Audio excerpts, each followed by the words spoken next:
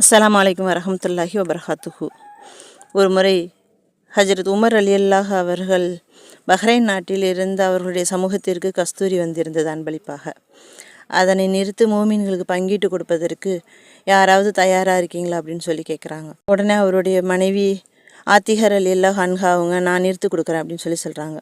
கொஞ்ச நேரம் அமைதியாக இருந்துட்டு மறுபடியும் உமர் ரலியல்லாஹு அன்ஹா அவங்க கேட்குறாங்க, இதை நிறுத்து கொடுக்கறதுக்கு யாராவது மோமீன்கள் இருக்கிறீங்களா அப்படின்னு சொல்லி கேட்குறாங்க. மறுபடியும் 2வது தடவையும் அவங்க மனைவியை திரும்ப சொல்கிறாங்க. மறுபடியும் கொஞ்சம் நேரம் அமைதியாக இருந்துட்டு மறுபடியும் 3வது தடவையும் அதே மாதிரி கேட்குறாரு. அப்பையும் அவங்களே சொல்கிறாங்க, நான் நிறுத்து கொடுக்குறேன் அப்படின்னு சொல்லி சொல்கிறாங்க. உடனே உமர் ரலியல்லாஹு, நீ உன்னோட கையால் கஸ்தூரி நிறுத்து கொடுத்தீன்னா அந்த கையை உன்னோட துணியில் தேய்ச்சிக்குவ, அப்போ அந்த அளவு என்னோடய பங்குகள் அதிகமாகிறத நான் விரும்பலை அப்படின்னு சொல்லியிருக்கிறாங்க. அதாவது கஸ்தூரியை யார் நிறுத்தாலும் அவங்க கையில் அது ஒட்டிக்கும், அது வாட வரதான் செய்யும். ஆனால் அது சட்டப்படி குற்றம் கிடையாது.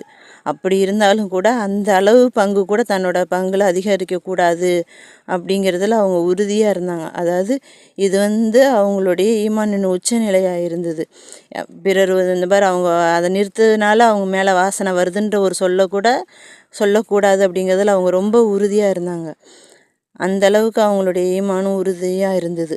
இன்ஷா அல்லாஹ் நம்மளால் அந்த அளவுக்கு வாழ முடியாது, இருந்தாலும் ஒரு செயலை செய்யும்போது அதில் உள்ள நன்மை தீமையை யோசித்து செய்து பழகுவோமாக. இன்ஷா அல்லாஹ். ஆமீன் ஆமீன் யா ரப்பல் ஆலமீன்.